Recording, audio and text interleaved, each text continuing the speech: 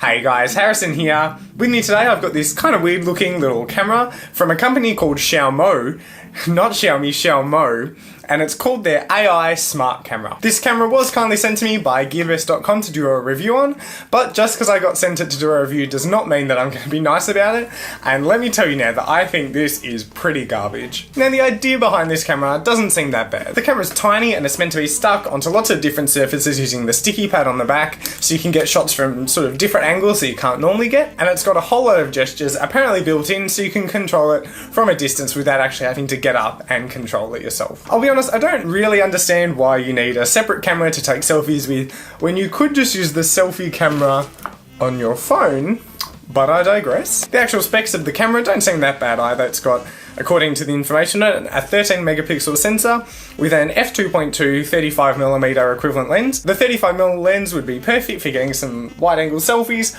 or a shot with you and a whole lot of friends in it. It's the app to control this camera that really lets this camera down. The app has seriously got to be the biggest piece of I've ever used. By now, I think I've just about seen it all, from just flat out refusing to connect the camera to my phone, to taking a photo and then not actually taking a photo at all, to literally just randomly deleting photos that I've taken from the storage of the camera. It's got some issues to say the least. Now I did somehow manage to actually get the gestures to work using this little camera, which blew me away considering how much trouble I had doing just about everything else, and yet I was still left afterwards wondering why I really need those smart gestures at all when I could just, you know, press the button on the phone app, or press the button on top to take a photo instead, or just use my phone to take photos instead. And especially considering the quality from this camera isn't really there either. In really bright light it looks middling, it looks fine. Anything else though, it looks pretty junk. The autofocus is slow. If you move it while it's taking a shot, or if you move while you're taking a shot, it just gets like weird, like fringing. It's just not that good at all. And even if you do somehow manage to get a decent shot out of this camera, Xiaomo stamps a bloody watermark onto every photo you take with this little camera. So you're just gonna, even if you do get a decent shot out of it, it's just gonna get an ugly watermark slapped onto it, and it's just gonna ruin your shot. So big F you to Xiaomo. So if Xiaomo does end up releasing an update that improves the usability of this camera, then you can be sure I'll, post an update about it either on social media, or I might even post a re-review of this camera if, it dramatically improves it.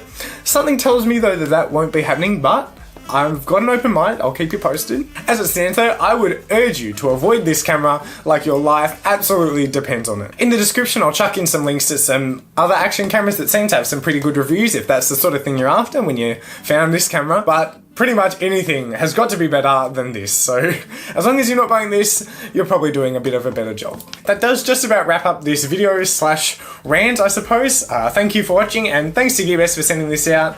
Even though it did end up being pretty garbage, it's good to get that information out there so people like you, I imagine, know not to buy this camera. Right now, Gearbests is having some big sales in the lead up to Christmas, so make sure to go check those out. And also don't forget to leave a like and subscribe down below. If you're interested, also consider following me on Instagram, where I post photography, photos that I've taken recently. Unfortunately, I don't think any photos that I've taken with this camera will be making it to my Instagram page. They're just not what I'm after, If you have any questions or comments, don't forget to leave those down below in the comment section, and I'll make sure to get on to any questions you've got. Apart from that though, thanks for watching, and I'll catch you in the next video.